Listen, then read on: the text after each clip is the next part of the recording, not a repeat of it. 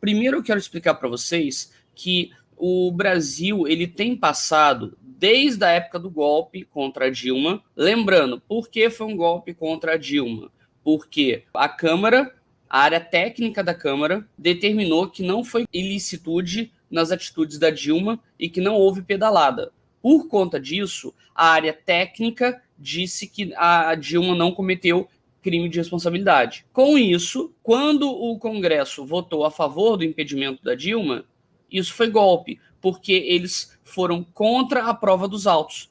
É como, por exemplo, você que está na sua casa ser acusado de um crime, você se defender, provar que você é inocente e mesmo assim te condenarem porque acham que você deve ter cometido alguma outra coisa. Então, assim, é muito complicado quando a gente fala dessa situação, porque foi golpe. Então, desde a época do golpe, nós temos a situação de que o Michel Temer já fez aquela questão do congelamento de gastos em saúde e em educação.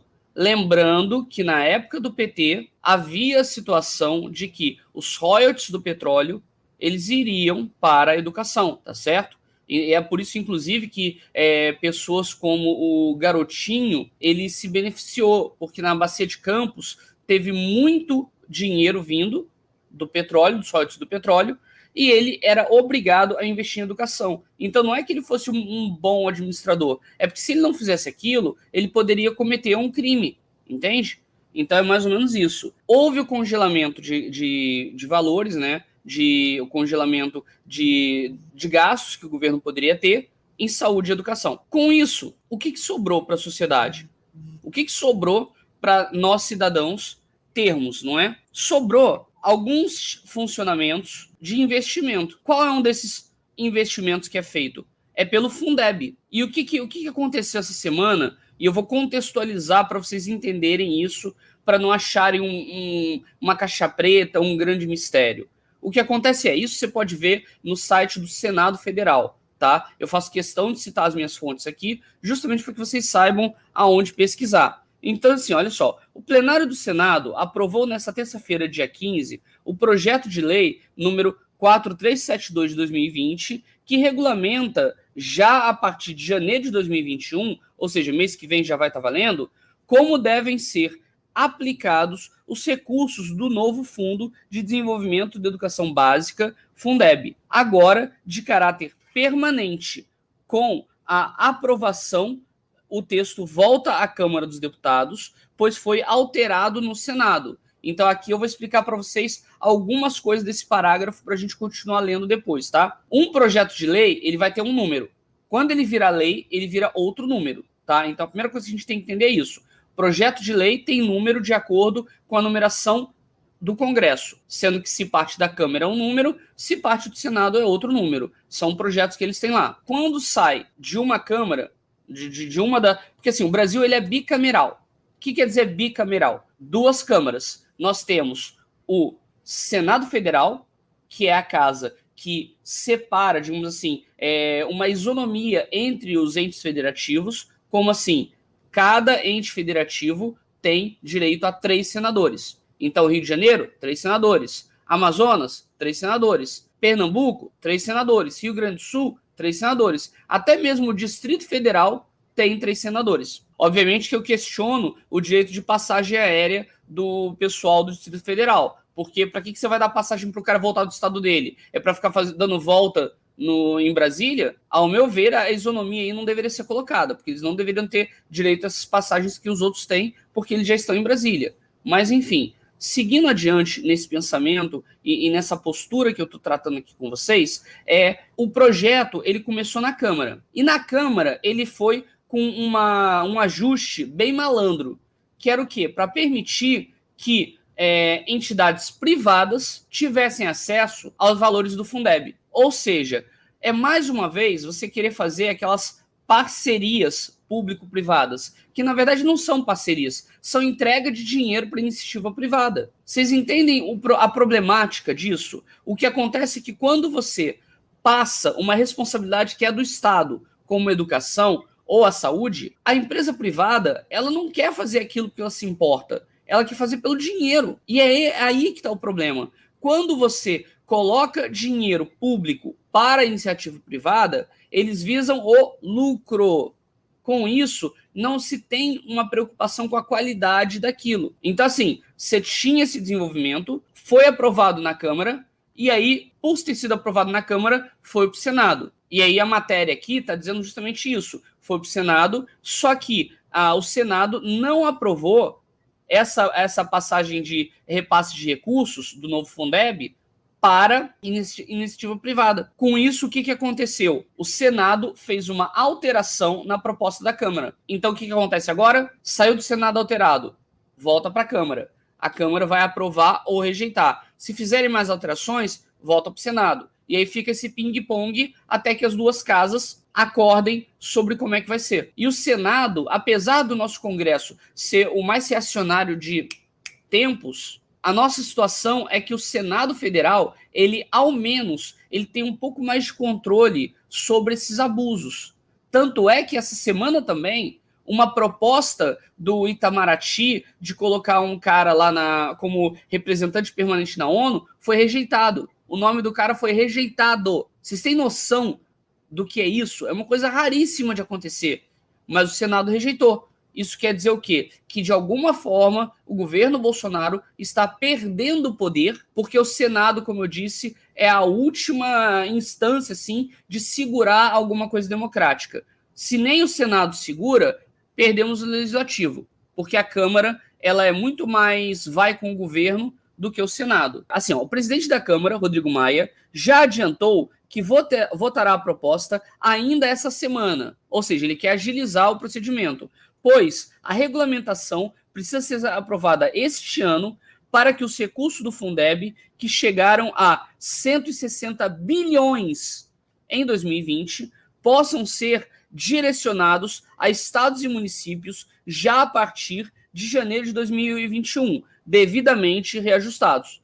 Ou seja, aqui nesse parágrafo, nós também temos alguns elementos que eu quero explicar para vocês. Primeiro, o presidente da Câmara é ele quem vai colocar em ordem o que vai ser pautado e o que não vai ser pautado. Ou seja, o que a gente chama de mesa diretora é dirigida pelo presidente, no caso, Rodrigo Maia. O Rodrigo Maia ele vai pegar esse projeto que vai vir do Senado alterado e vai colocar para votação. Pelo que o Rodrigo Maia está falando aqui, ao que parece e ao que tudo indica, ele vai submeter a proposta assim como colocada pelo Senado e devem tentar mantê-la. Porque se isso não for feito assim, vai dar problema e pode ser até que tenha que se fazer uma sessão extraordinária para tentar avisar que haja uma manutenção, né, dessa questão de distribuição de recursos. Lembrando que a educação básica, o que é a educação básica? É aquela que normalmente quem gerencia são os municípios. Tem exceções? Tem. Os estados também gerenciam educação básica? Também. Mas é mais dos municípios. Então, esse dinheiro ele é distribuído justamente para que haja a possibilidade das escolas públicas funcionarem bem. E sabe o que é curioso entre os ricos? Nenhum deles quer escola pública. Vão todos para escolas particulares. Aí, na hora que termina o ensino médio, para onde que eles querem ir? Não é para a universidade privada. Eles querem ir para a pública. Por quê? Porque a pública ainda tem alto rendimento. A minha questão não é negar que as pessoas tenham acesso à universidade pública, mas o problema é que você está sucateando para privatizar. E agora essa pandemia está provando para o mundo inteiro que a ciência ela é fundamental, porque sem a ciência não tem vacina. Sem a ciência, o que tem é achismo de Bolsonaro, entendem? E é por isso que é importante ter o desenvolvimento não só de pesquisas, mas também de melhoria do ensino básico. Porque se você tira um direito constitucional à educação de uma criança, você está tirando toda a possibilidade de você ter uma geração melhor. E qual é a consequência disso? O IDH cai. Vocês sabem o que é IDH? Vou explicar para vocês. O IDH é Índice de Desenvolvimento Humano. Ele pega uma análise de qualidade de vida, de alfabetização, de vida da sociedade, daquele grupo. E aí, com isso, você tem IDHs mais altos e mais baixos, de acordo com o contexto da sua sociedade. O Brasil caiu pra caceta. Saiu pesquisa agora essa semana. Se vocês quiserem, eu até pego ela e mostro para vocês aqui. Mas o que acontece? O Brasil está perdendo qualidade. O Brasil tirou muita gente da zona da fome e esse pessoal vai voltar agora. O gás está aumentando. O Paulo Guedes falou que o dólar só chegaria a R$5 se ele fizesse muita besteira. Então, agora a gente tem que perguntar para ele, e aí, admite agora que você fez muita besteira? Ou ainda não? Entende? É muito complicada a nossa sociedade nesse sentido. Então, o Fundeb, ele acaba sendo fundamental para ter esse investimento. Porque a gente já está perdendo muito espaço, né? Pelo que ele falou que está sendo aprovado agora, tá em julgamento agora, né? Aqui, olha que maravilha! Opa, já vou passar para vocês. Câmara aprova mudanças feitas pelo Senado no projeto que regulamenta o novo Fundeb. Câmara aprova mudanças feitas pelo Senado no projeto que regulamenta o novo Fundeb. Deputados tinham aprovado trechos que tiveram 16 bilhões da rede pública. Senado rejeitou essas mudanças. Câmara ainda vai analisar pedido do novo para restaurar trechos. Olha a sacanagem. Vocês estão vendo o nível que tem? Partido Novo. É a velha política personalité do Itaú. É basicamente isso. Os caras só querem destruir a educação, gente. Só querem destruir. Porque a questão é a seguinte, quem tem dinheiro, faz com o próprio dinheiro. Não precisa pegar dinheiro público para fazer. Aí tá aqui, ó. A votação nessa quinta, porém, não está concluída. Os parlamentares ainda precisam analisar um destaque do novo. Destaque, para quem não sabe, é o seguinte. Você primeiro aprova o texto principal. Aí foi lá e aprovou. Aí tem alguns destaques que são emendas, né? Coisas para se ajustarem. Então, você aprova o texto principal e depois vai para os destaques.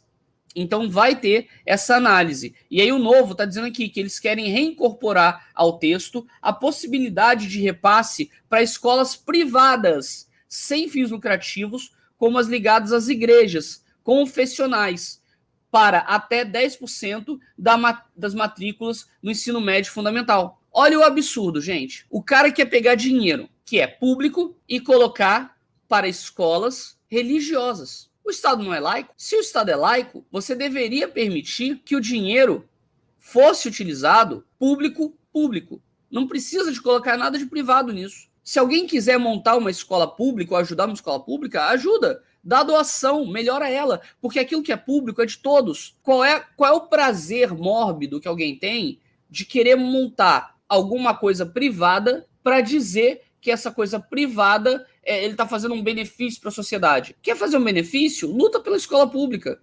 Luta pelas coisas que são públicas, sabe? Essa ideia de querer jogar pro privado, isso não dá certo. Não só não dá certo, como a gente sofre as consequências de privatizar. Ou vocês não sabem que a gente paga caro pra caceta na telefonia, ou ainda a conta de luz. Então, enfim, gente, é complicado. E aí é aquilo, né? É sempre o novo. E aí as pessoas votam em pessoas do Partido Novo, e aí elas vão e fazem esse tipo de covardia com o povo. Dá até raiva, sabe, gente? As organizações filantrópicas, OS, etc., não são do terceiro setor. Esse tipo de empresa não visa o lucro, até onde sei. Então, vamos lá, Tatiana. O que acontece é o seguinte, você pode ter organizações sociais que eram chamadas antes de ONG, tá? Qual é o primeiro problema que você tem? Tem um conceito que foi muito utilizado pelo ecologista Sérgio Ricardo e outras pessoas também, que é chamado de King Yong. O que era uma King Yong? Vamos supor que você tem um grupo no seu bairro, tá? Um grupo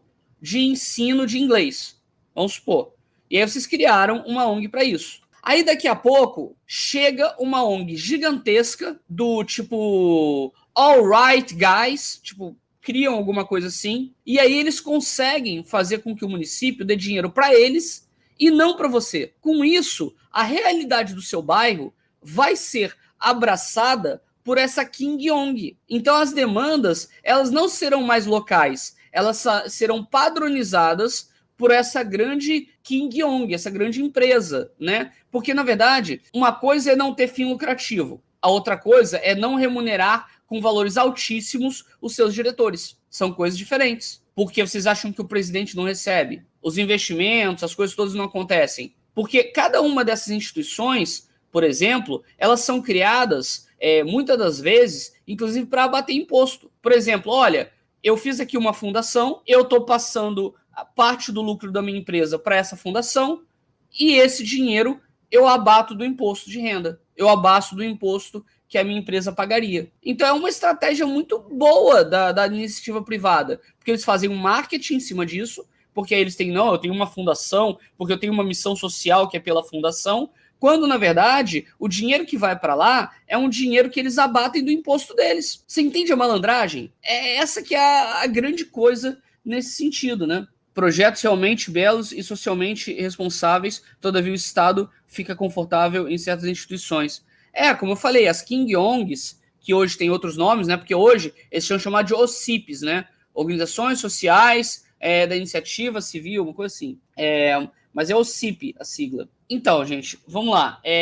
Então, o que eu quero trazer para vocês sobre essa questão do Fundeb? É uma grande vitória o que acabou de acontecer, que foi não repassar para a iniciativa privada. Isso é muito bom.